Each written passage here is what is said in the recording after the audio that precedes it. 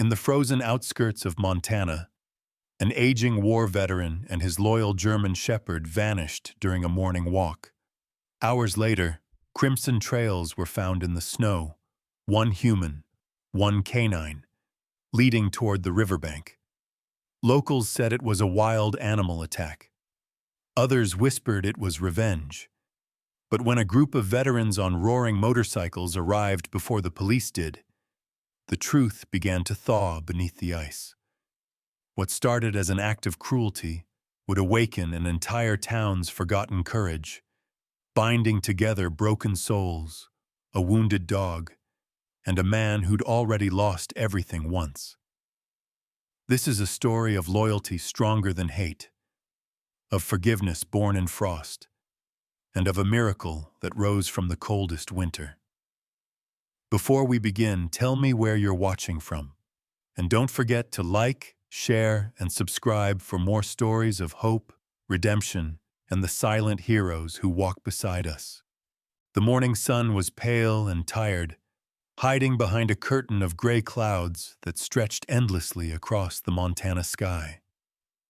Snow blanketed the earth in a thick silence, the kind that swallows every sound but the crunch of boots and the steady breath of winter air. On a lonely path just outside the small town of Clearwater, Thomas Reed, a 68-year-old veteran, walked with a quiet determination that seemed older than his bones.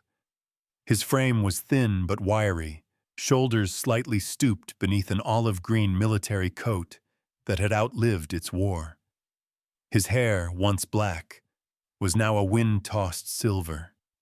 Deep lines marked his face, carved by time and regret rather than age. He had the eyes of a man who'd seen too much, gray, cold, and searching for something he no longer named.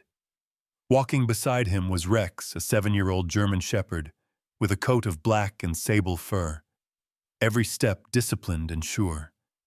His left hind leg carried a faint limp, a memory from a rescue mission gone wrong during his time as a police K-9. Despite it, his posture remained proud. He watched the world with the alert intelligence of a soldier still on duty. To Thomas, Rex was not a dog. He was the last piece of family left, the only soul who had shared both his silence and his sorrow since Margaret, his wife, passed away 3 winters ago. The path they took wound between pines heavy with frost. Thomas's gloved hand clutched the leash loosely. Rex didn't need it. Their rhythm was one of routine, a walk taken every dawn, a ritual of peace in a world that had forgotten them. But that morning, peace would not last. From behind them came the low hum of an engine, growing louder against the white stillness. Thomas turned slightly, his brow furrowing. A dark blue pickup truck roared down the narrow path, its tires slinging snow like shrapnel. Inside, 3 young men laughed. The driver, Ethan Carter, 27, had the careless face of someone who'd never been told no. Tall, athletic, with sandy hair and a sharp jawline, he wore a leather jacket too thin for the cold, arrogance keeping him warm. His father was the developer who'd shut down the veterans' shelter 2 years prior, turning it into luxury condos. Ethan never knew hardship. His rebellion was born of boredom, not pain. He slowed the truck beside Thomas, rolling down the window with a smirk. "Hey, old man," he shouted, his voice slicing through the cold. "You lose your war or just your mind?" The 2 passengers laughed. Thomas said nothing. He kept walking, his jaw tightening, hand tightening on Rex's leash. Ethan revved the engine closer.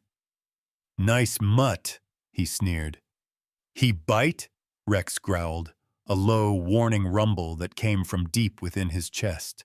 His ears stood tall, eyes locked on the strangers. The young men in the truck found it amusing. "Oh, look! The old soldier's got himself a hero dog," one jeered, pulling out his phone to record. "Come on, Make him bark for the camera. Thomas stopped. The wind howled faintly through the trees. He looked at Ethan, his voice rough and steady. You boys go home. Ethan laughed, feigning mock fear. Or what? You'll salute me to death? The laughter grew louder, until Rex barked sharply, stepping forward. The sound cracked through the air like gunfire. Ethan flinched, then his pride flared. Stupid animal! He swung open the door, stepping into the snow. The phone camera still rolled as he approached, boots crunching closer. Rex's fur bristled. Thomas reached out. Don't, he warned, voice trembling not with fear but old anger, the kind that comes from too many battles lost. But Ethan didn't stop. The shove came first, quick, hard, sending Thomas backward into the snow. Rex lunged instantly, teeth flashing, not to kill, but to protect. Chaos erupted. The friends jumped from the truck, shouting, kicking. Snow exploded beneath them. Rex yelped once, sharp and pained, then silence fell heavier than before. When the truck finally pulled away, laughter echoing faintly, the path was no longer white. Blood spread like spilled paint across the snow. Thomas crawled through it, his breath ragged, his vision blurred by the sting of frost and grief. He found Rex lying still, his chest heaving shallowly, eyes barely open.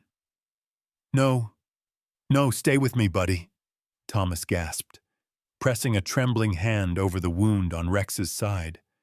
The warmth of blood seeped through his gloves. Above them, the gray sky began to cry, slow flakes falling again, covering everything as if to hide what had been done. The old man bent close to his companion's ear. You saved me, again, he whispered. His tears froze before they could fall. Somewhere far off, faint but growing louder, came the deep rumble of engines, the unmistakable thunder of motorcycles cutting through the storm. The headlights appeared one by one in the distance, ghostly shapes moving through the snow. Thomas's head lifted weakly. He thought he recognized the sound. The iron vets, his brothers. Then darkness took him. Snow kept falling through the night, thick as ash from a silent war. The road leading into Clearwater was buried under white drifts, the kind that swallowed tracks and memories alike. Beneath the pale moonlight, a convoy of motorcycles roared down the highway, dark shapes cutting through the blizzard like steel wolves. At the front rode Frank Doyle, a man built like a mountain, his breath fogging beneath a heavy beard streaked with gray. At 60, his body was a map of scars, some from bullets, others from choices. Once a Marine sergeant, Frank had spent 2 decades patching up broken soldiers and burying brothers who never made it home. Now he led the Iron Vets, a group of aging veterans who found solace not in medals, but in the sound of engines and the promise that no man would be left behind again. His bike bore the faded insignia of his old unit, and his leather jacket carried the smell of oil, snow, and time. When Frank got the call from a nurse about an old veteran and his dog found half dead near Frost Creek Ridge, he didn't hesitate. "Gear up, boys," he'd growled, his voice like gravel under boots. "We ride." The Iron Vets didn't ask questions. They never did. By the time they reached the small Clearwater Veterinary Clinic, the wind was howling like a siren. Inside, a single light burned through the frost-covered window. Frank pushed through the door, snow tumbling in behind him. The smell of antiseptic and wet fur hit him first. On the examination table lay Rex, the German shepherd, his body wrapped in blood-stained bandages, chest rising faintly.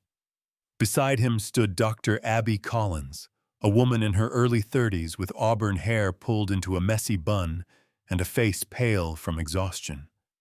Her hands, small but steady, moved with the precision of someone who'd seen too much suffering to flinch anymore. Abby had been in Clearwater for less than 6 months, having left Chicago after losing her fiancé in a highway accident. Since then, she'd worked long hours, alone, speaking little. Animals didn't ask questions. They just trusted. "He's lost a lot of blood," she said without looking up. Her voice was calm, low, the tone of someone clinging to control. "Broken ribs, internal bleeding. But his heart—" She paused, pressing the stethoscope to Rex's chest. "His heart's still fighting." Frank stepped closer, eyes narrowing at the sight of a metal tag hanging from Rex's collar. He picked it up, brushing away the dried snow. The engraving caught the dim light. "If I fall, he will stand. T.R." Frank swallowed hard. "Thomas Reed," he muttered. "I'll be damned." He'd served with Thomas once. Different units, same war. The old man had been the kind of soldier who'd walk into hell if it meant bringing someone back. Frank's jaw tightened. "He doesn't deserve this." Abby glanced at him briefly, her green eyes flickering with quiet empathy. "No one does," she said simply, and turned back to her patient.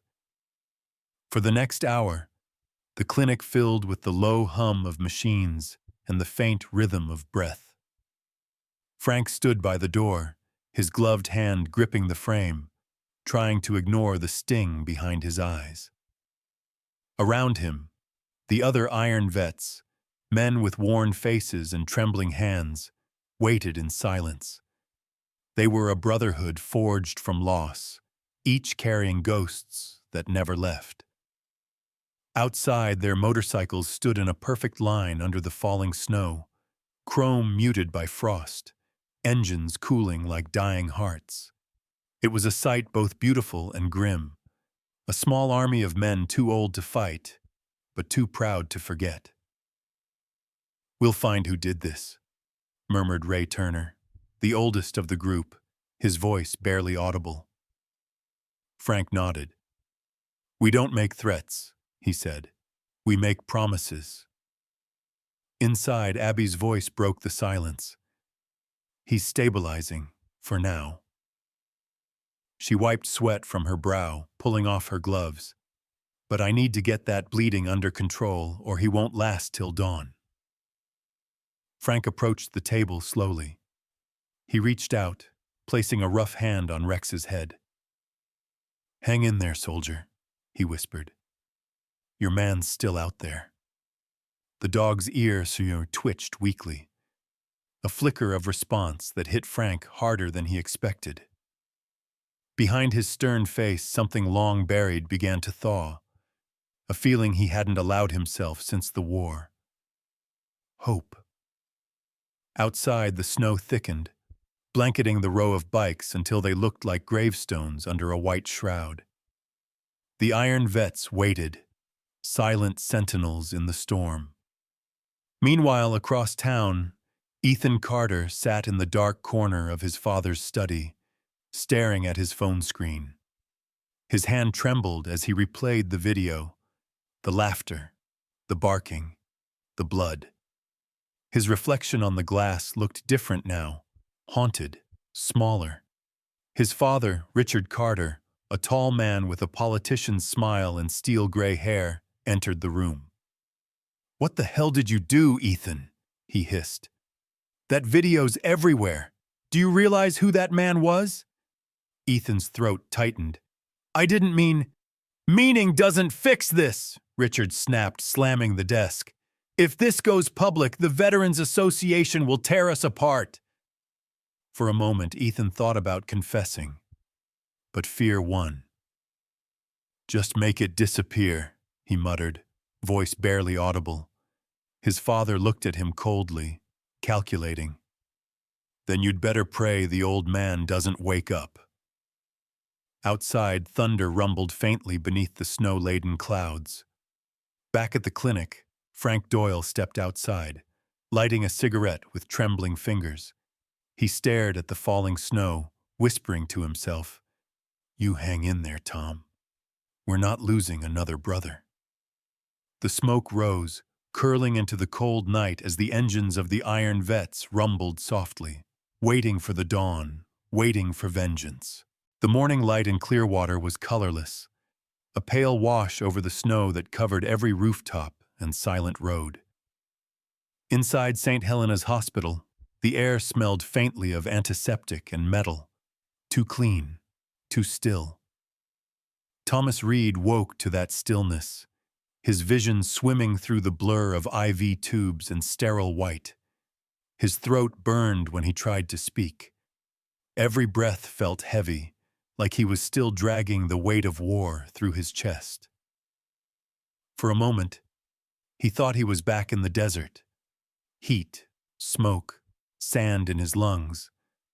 But then he saw the window. Frost patterns traced across the glass like veins of ice, and the memory returned. Rex, the snow, the laughter, the pain. His hand shot to the edge of the bed, reaching for something that wasn't there. Rex. The name was half a whisper, half a prayer. His pulse raced. The door opened, and Frank Doyle stepped inside, carrying the smell of cold air and motor oil. His broad shoulders filled the doorway. The beard on his jaw was dusted with frost, and his eyes, deep-set, gray like a winter sky, held both anger and relief. "Easy, brother," he said, pulling up a chair. "You're safe now." Thomas stared at him, disbelief flickering across his weathered face. "Frank, how—" "Abby called me," Frank interrupted. "We found you by the river. You're lucky the doc worked fast." He hesitated, the lines on his face deepening. "You and your dog, both." The word dog hit Thomas like a blow. "Rex," he croaked. "Where is he?" Frank leaned forward, elbows on his knees. "He's alive. The doc's been with him all night. Tough little bastard's still fighting." A tremor of emotion crossed Thomas's expression, part fear, part gratitude, but mostly guilt. "He shouldn't have been there," he murmured. "That fight wasn't his." Frank's voice softened. "You think loyalty's something you can order around. You trained him, Tom. You gave him that heart. He'd rather die beside you than live without you." For the first time in years, Thomas looked away. His hands, scarred, shaking, gripped the bedsheet as though to stop his thoughts from unraveling. "I told myself I was done with violence," he said quietly. "Done with men who think cruelty proves power. But when I saw that boy's eyes—" He paused, his voice low and raw. "It was like watching a generation forget what men died for." Frank didn't reply. He knew the look in Thomas's eyes, the same one he saw in his mirror every morning, the look of a man who survived more than he should have. Down the hall, the sound of boots echoed. Abby Collins appeared in the doorway, wrapped in her oversized parka, dark circles under her green eyes. She offered a tired smile. "Morning, Mr. Reed," she said softly. Her voice was gentle, but beneath it lay exhaustion, the kind that came from caring too deeply, too long. "How's Rex?" Thomas asked immediately. Abby hesitated, glancing briefly at Frank before answering. "He made it through the night. I won't lie. He's still in critical condition, but he's breathing on his own." Thomas closed his eyes, relief washing over him like warmth through frost.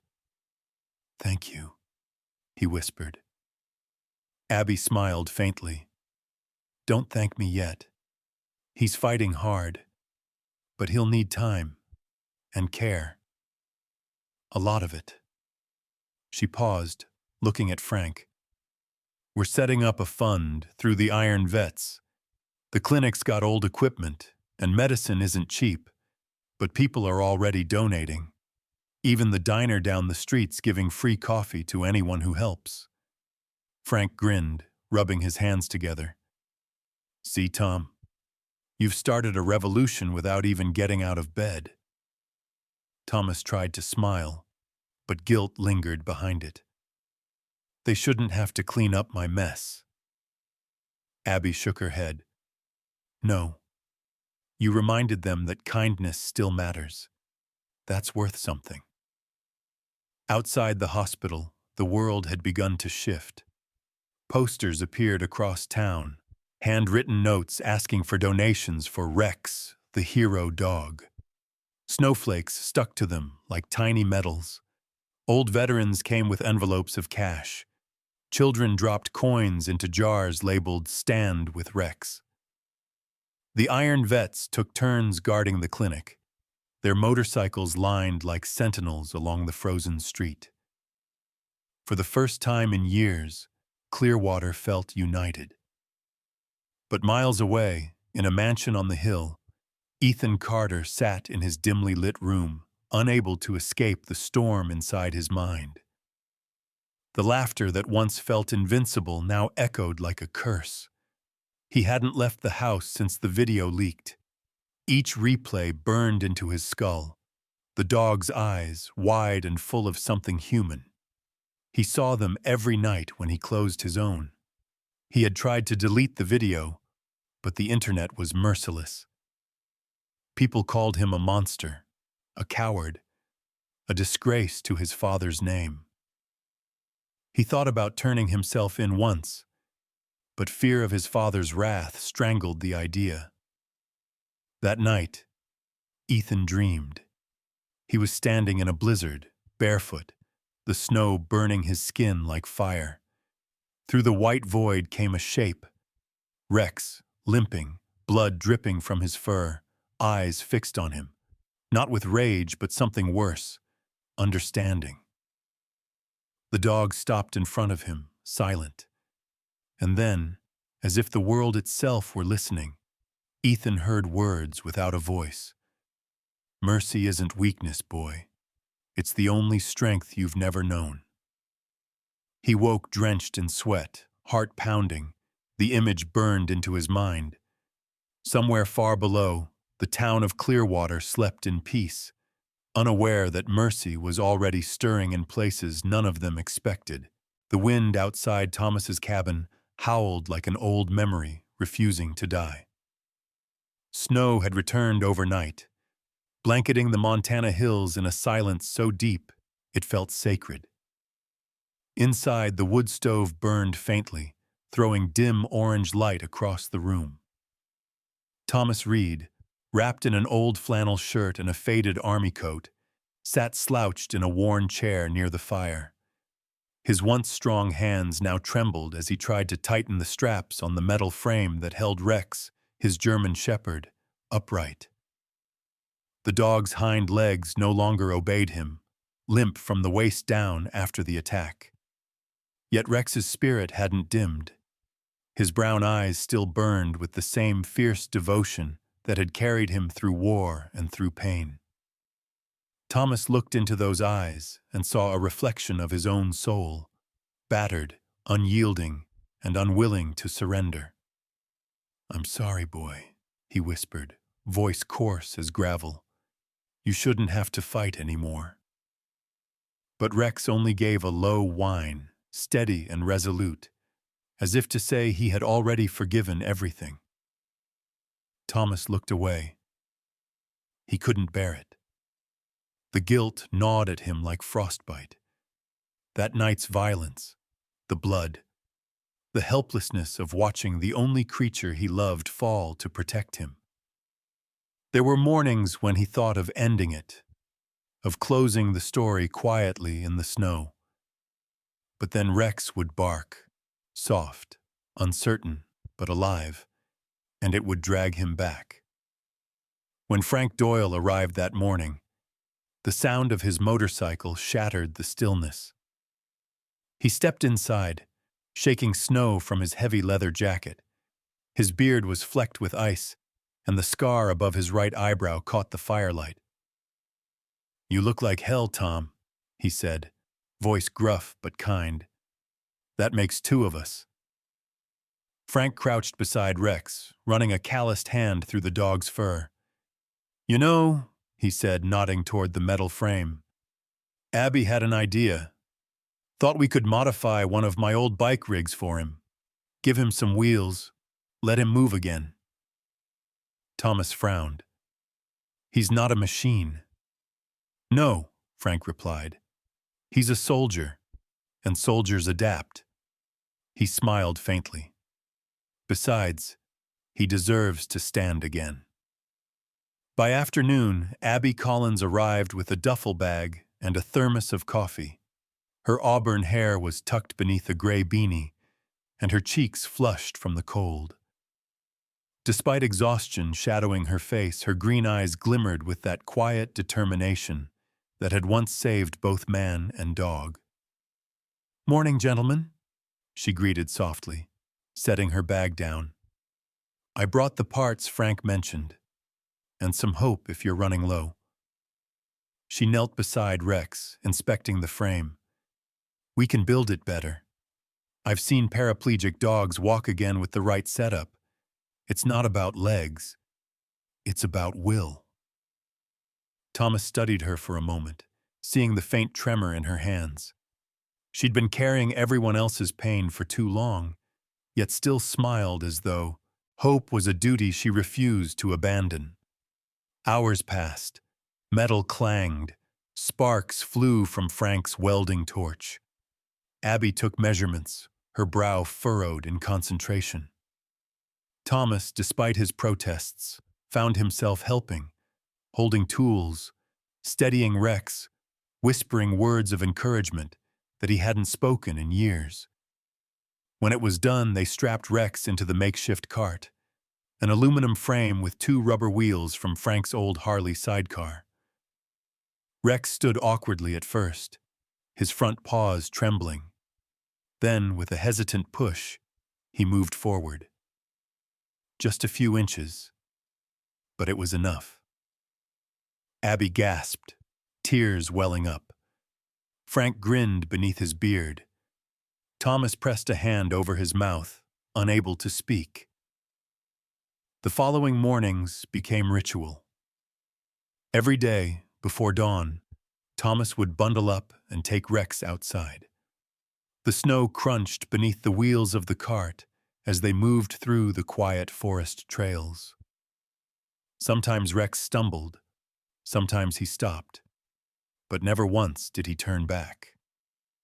The old man found strength in those small victories, each step a reminder that survival was its own kind of defiance.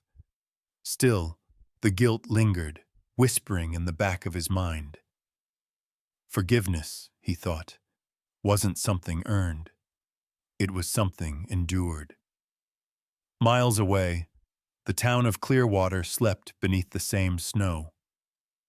In the dim light of early evening, Ethan Carter parked his black sedan near the veterinary clinic. His once confident posture had withered. The expensive coat he wore now seemed too large, as if guilt had shrunk him from the inside. He hadn't slept in days. The video of that night haunted every moment. The laughter, the violence, the dog's eyes. He walked toward the clinic slowly, boots crunching the frozen ground, until he reached the window. Inside, under the soft amber glow of the heater, he saw Rex, alive, standing in his cart, tail moving faintly. Beside him was Thomas, bent over with age but steady, guiding his companion's steps. The sight broke something in Ethan. His breath caught. The man he'd hurt most was not cursing him or demanding justice. He was teaching a crippled dog to walk again. Ethan pressed a trembling hand against the glass, tears spilling down his cheeks, hot against the cold air. For the first time in his life, he understood what strength truly meant. Not in power, not in cruelty, but in grace. And somewhere, deep in that frozen night, Ethan Carter began to change. The snow had returned heavier than ever, falling like soft ash from a sky the color of steel. The town of Clearwater was draped in white, the streets lined with flags fluttering weakly in the wind. It was December 12th, the Veterans Memorial Day, and though most years it passed quietly, this year the townspeople gathered in numbers unseen for decades. In the center of the square, a wooden stage had been built beside the old war monument. Strings of dim yellow lights hung between the lampposts, flickering like tired stars against the cold. Thomas Reed stood behind the curtain of snow, adjusting the worn collar of his olive military coat. At 68, his body carried the weight of every battle, both fought and survived. His face, carved with deep lines, reflected both pain and peace. Next to him was Rex, his loyal German shepherd, harnessed into the wheeled frame that Frank had built. The cart squeaked softly with every shift, the rubber wheels leaving faint trails on the frozen ground. Around the dog's neck hung the small brass plate that once bore the words of an oath. "If I fall, he will stand." The edges were tarnished, but the meaning had never been clearer. Thomas looked out over the crowd, faces young and old, bundled in scarves, eyes glistening not from the wind, but from what this day had come to mean. He spotted Abby Collins, standing near the front, her auburn hair half hidden beneath a wool hat. Her cheeks were flushed red from the cold, and in her hands she clutched a steaming cup of coffee she hadn't touched. Beside her was Frank Doyle, massive as ever, his beard dusted white, his leather jacket patched with insignias from wars long past. He nodded to Thomas, the kind of nod only men who've shared ghosts can give. The mayor's voice came through the speaker, shaky and emotional. "Today, we remember not just those who fell, but those who found the courage to rise again." He gestured toward Thomas, a man who taught this town what loyalty really means. Applause rippled through the crowd, muffled by gloves and snow. Thomas took a step forward, Rex rolling beside him. His heart pounded, not from pride but from something deeper, something sacred. He had avoided stages all his life. He never liked being called a hero. But today wasn't about him. It was about a promise kept by a creature who never asked for recognition. He began to speak, voice rough from years of cold wind and cigarettes. "I spent most of my life thinking war was the hardest thing a man could survive," he said. "Turns out, living with what comes after is harder." He looked down at Rex, who sat perfectly still, ears twitching in the wind. "This dog, he's seen more courage than most men I've known. When I fell, he stood. And because of that, I learned what standing really means." His voice broke for a moment, but the crowd stayed silent, breath visible in the cold.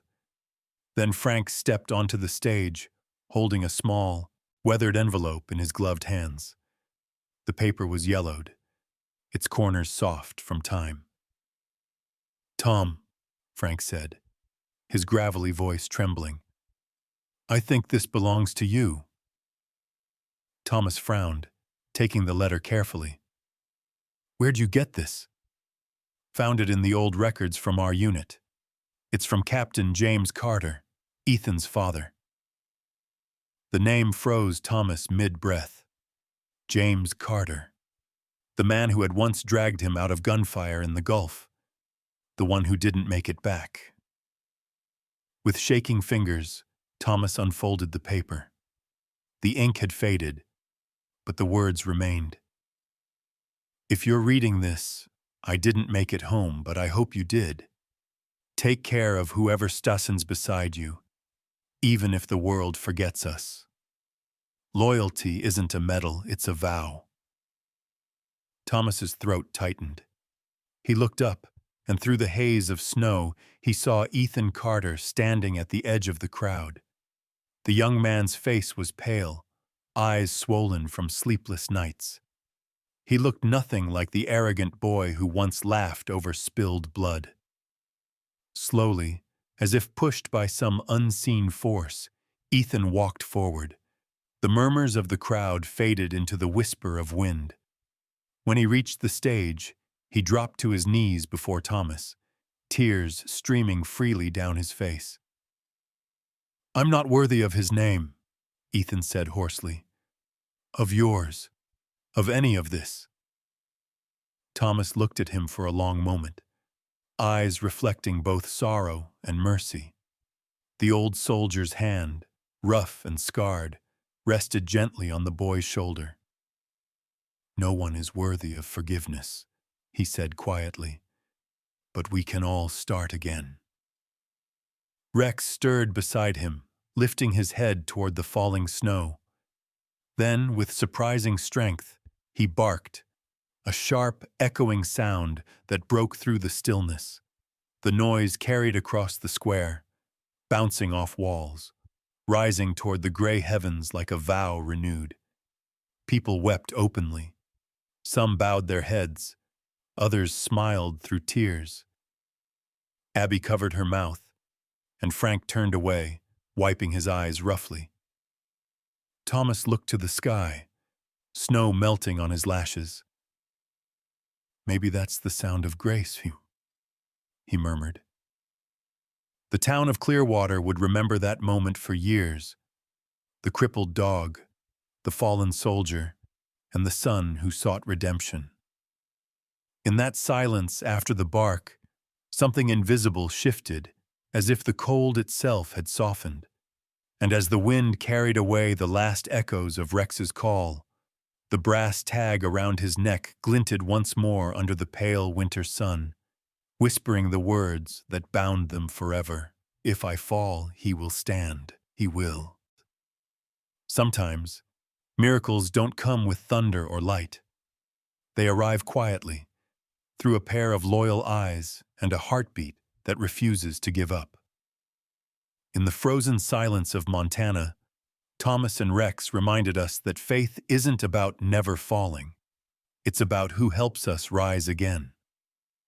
Perhaps that's what God intended all along, to show His grace not just through angels in the heavens, but through the simple, steadfast love of a creature He placed beside us. When life grows cold, when your spirit feels buried under the snow of loss or guilt, remember, redemption doesn't always come with a shout. Sometimes it comes on four legs, with a bark that breaks the silence. May their story remind us to forgive more, love deeper, and keep believing, even when the world turns to winter. Because somewhere, even in the coldest places, God still works in quiet, miraculous ways. Before you go, take a moment to share this story if it touched your heart. Comment below about someone or something that's been your miracle in the snow. And don't forget to subscribe for more stories of faith, loyalty, and the unseen grace that walks among us every day. May God bless you and your loved ones, and may He send a little warmth to every cold corner of your heart.